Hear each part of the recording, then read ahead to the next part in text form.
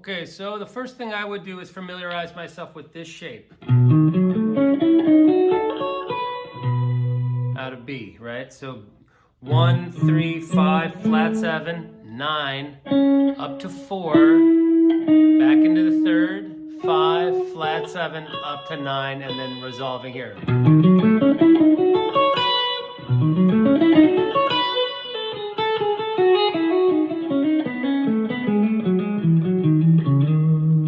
This kind of backdoor approach to the B arpeggio is really handy, okay? Gets you coming up and over, okay, the root, rather than basing all your lines off the root.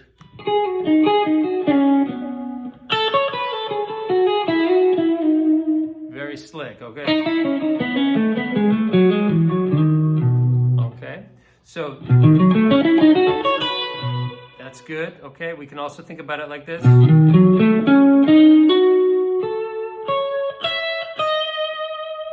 Which is really cool to get up in there with the sus4, that E. So my modally, you know, I would stick to a straighter approach, pure mixo. Like I would try to avoid using flat 3, like, all right, I wouldn't really be looking too much for that. I'd be looking to play up the, right? Okay. So that's the first thing I would do. So let's hear that in context, okay?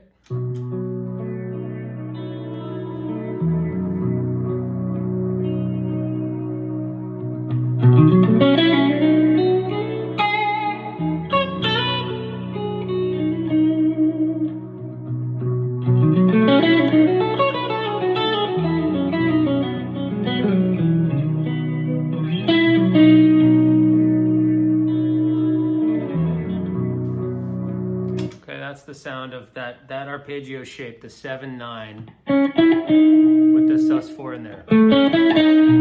Basically, you're playing A Lydian shapes over top of B Mixolydian chords, which should make sense. Okay, all this is out of E major, so there should be no big surprises there, all right? Let's take a look at some other stuff, all right? Another idea we discussed is this shape right here. All right, I call this the pyramid, all right? So we're going from the 5th to the 9th fret on the B and E strings. Okay, so we're getting the 9 and the 7 on the E, 6 and 4 on the B, and 3 and 2 on the G, and the, okay, so we have like this narrow, this is the peak top of the pyramid, gets wider, wider, so that's the base of the pyramid. Okay.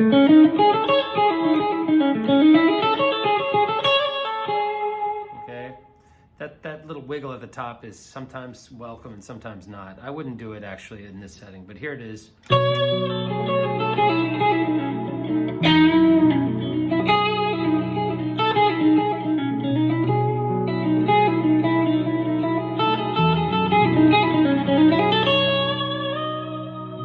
Okay, and there's a cousin of it up here.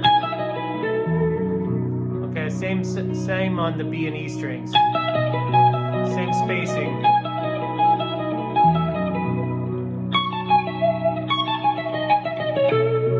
Okay, so and on the G string we just jump straight to here.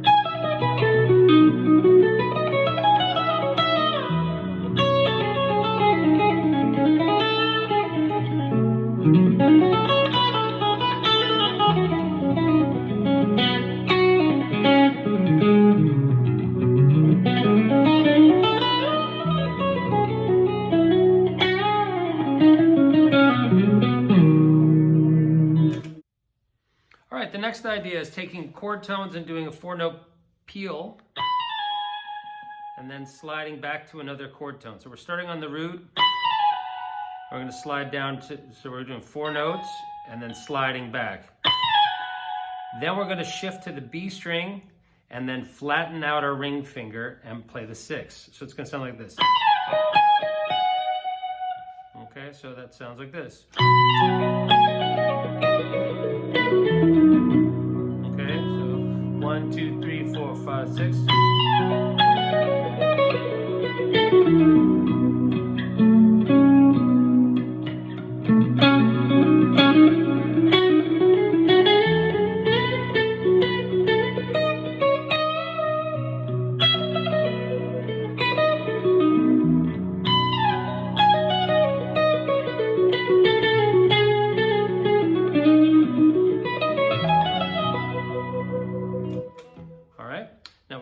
that same idea from the 5th.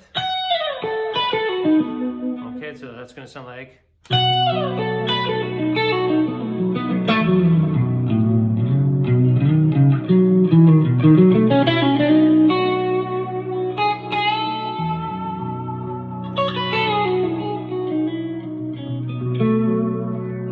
Okay, again, we can do it off of the 3rd, or even further back. Right, so that's.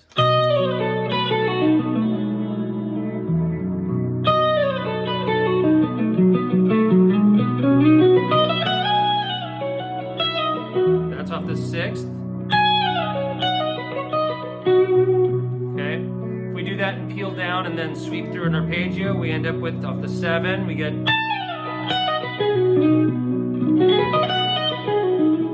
Okay, that's a sus4 with a 6. Okay, so B with a sus4 and a 6.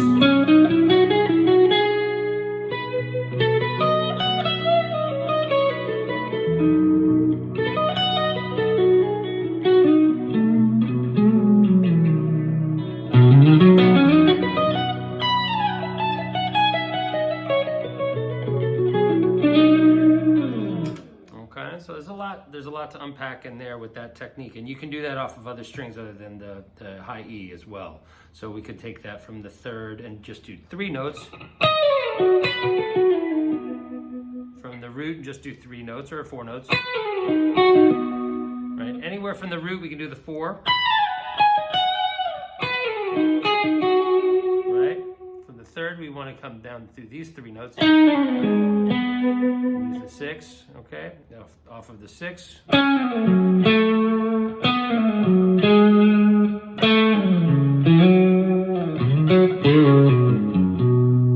right, that's that. If we mess with timing, we can also create some friction and tension in our line and give ourselves an opportunity to kind of blow through and open up a jam. So they'd be like a.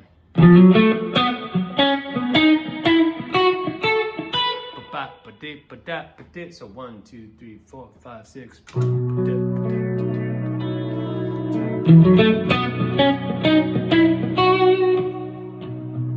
Right, that kind of idea. 2, 3.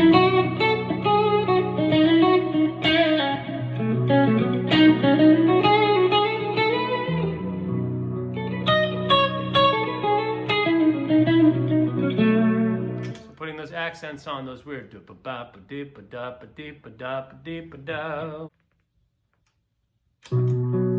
right, we're going to use some shapes and ideas. Okay, we're going to come up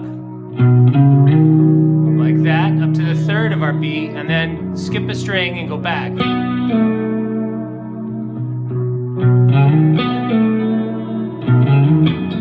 right, very cool. Take that cell and apply it to the next string set, which would be the A and the G string, and then utilize the B Mixolydian fingerings that you know. You get that. Okay, so we're kind of broadening the harmony. So 1, 2, 3, 1, 2, 3.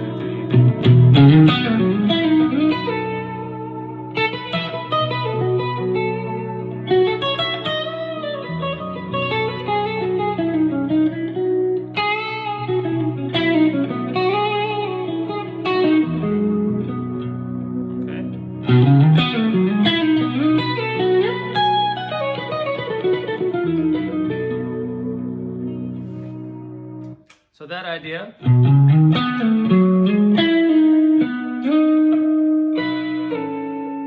Okay, so we're kind of coming up into that little micro B chord. Okay.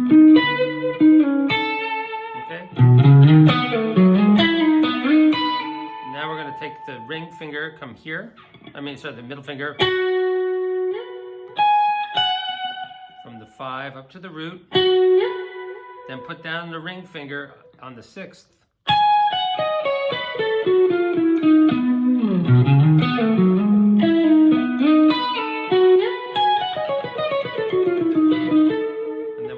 cascade back. All right, let's take a look at the King Solomon's Marbles Enclosure idea. I know we covered that. So we're looking at this like combining two B chord shapes. Okay, one is a B7/9,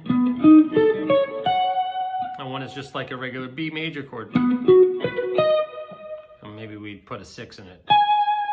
Okay, so, so we're gonna approach from below the third, chromatically into the third of our B. And we're gonna reach up one string on, so that's on the D string, 12, 13, and then we jump up to 16 on the G. That just sounds like a bluesy start, right? Then we're gonna go 6, 7, that's the flat 7, up to the third of our B chord on the B string. Again, we keep coming up. So that's down, stroke, slide, and then upstroke on the G string.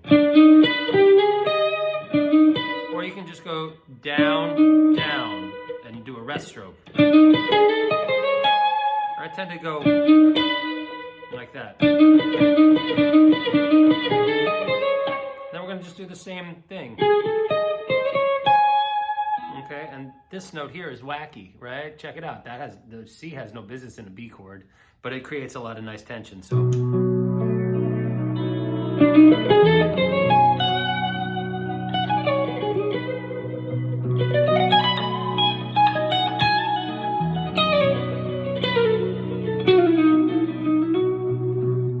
Okay, so that's the opening thing. The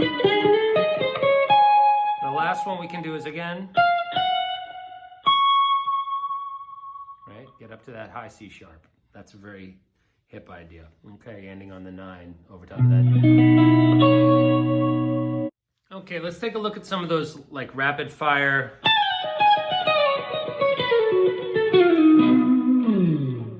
Okay, so that's a pretty easy way to do it.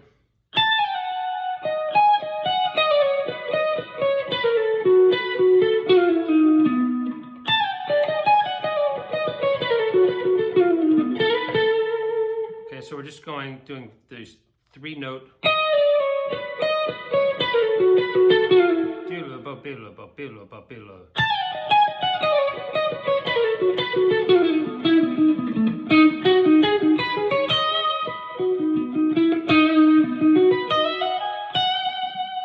Okay, so we can connect that or use that on every string like we did and create like that sequencing effect.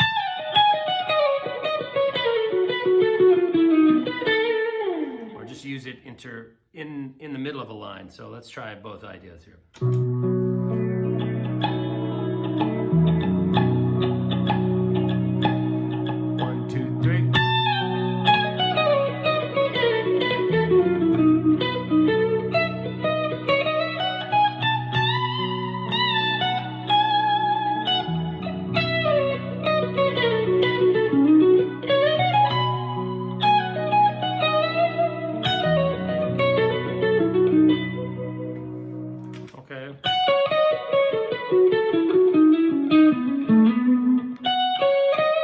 This is more of a shapes-based idea.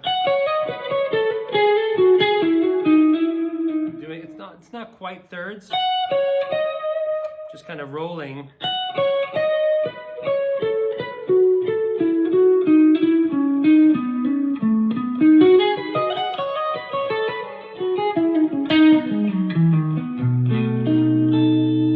Okay, so we're going to be messing with that, always hitting the 4 and the 3. Okay, so we want to hear that a lot.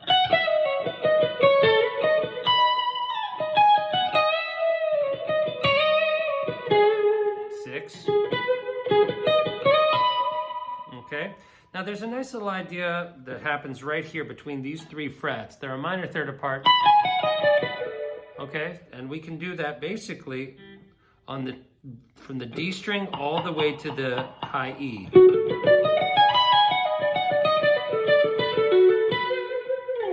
Okay, and we will get a little bluesy passing tone in there, but it sounds very cool, and you can run right up. It sounds pretty cool, listen.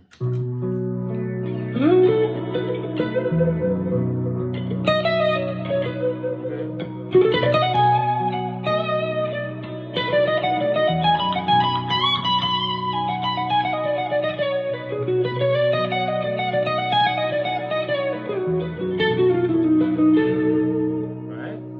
you got.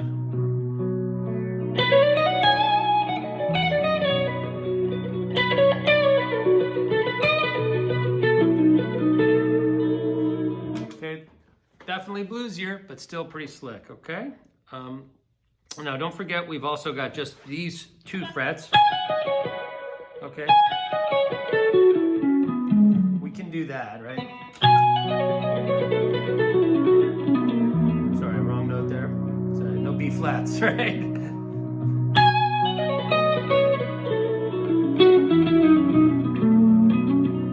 Okay, or we can bring in some accidentals.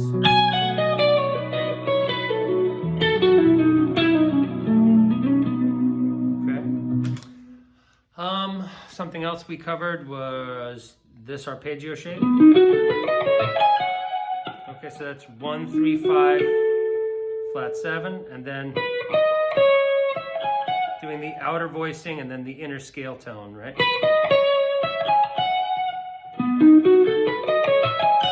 And the way the right hand kind of just brushes through this makes it a super breeze.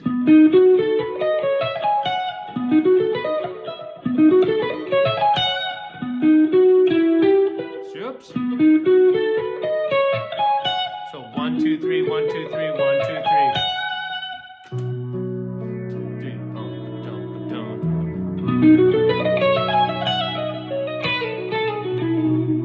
Okay, because it's made up of triplets, it works nicely. Okay, so.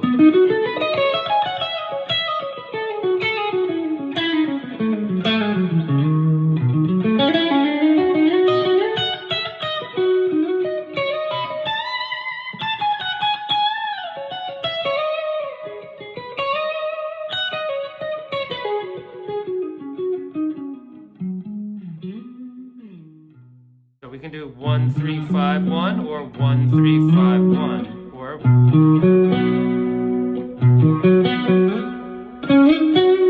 can also bring in the sus4 very easily here.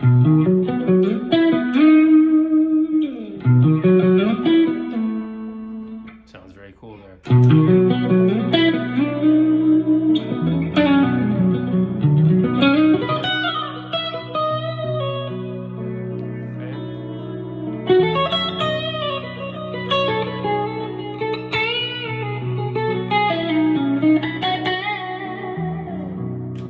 That's using this left sharp minor triad and then coming back, which is the same idea that was happening here.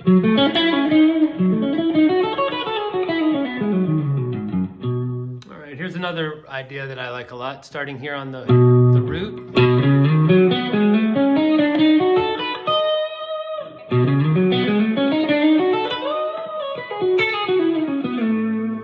Okay, so we're looking at a B scale, starting 1, 2, 3, then we flatten out.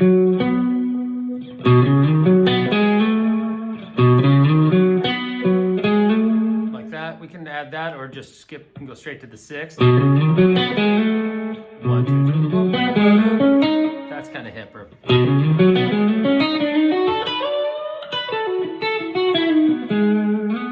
Okay, that flat 3 might be a little too bluesy.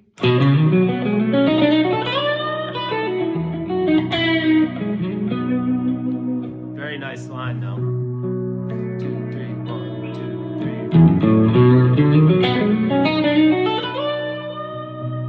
3. Okay, skipping the major third, we'll come up and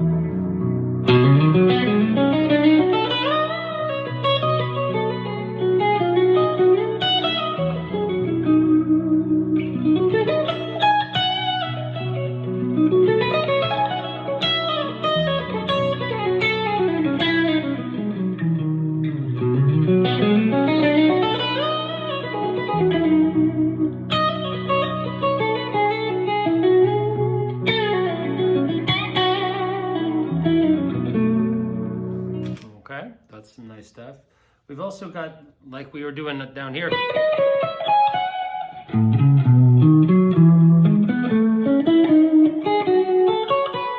Okay, so that's outer, inner, outer, inner. So outer voicings of the arpeggio. Okay, then those are both chord tones and then scale tones. So we're going scale tone, chord tone, chord tone, scale tone. Okay, and then again, that's a chord tone because B7, right? Then scale tone's chord tone. Chord tone, depending on what you want to call it, the chord you're playing over, all those notes are fair game.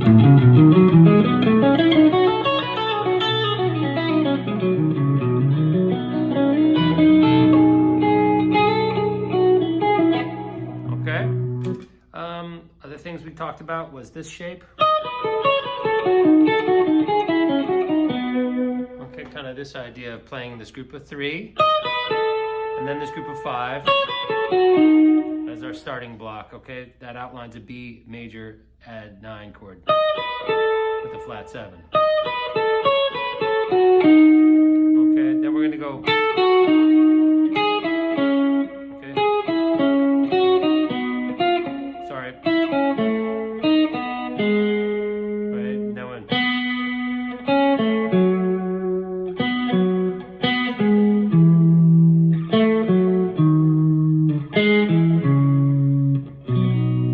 So those are all the notes that we kind of have access to within those modes, right? So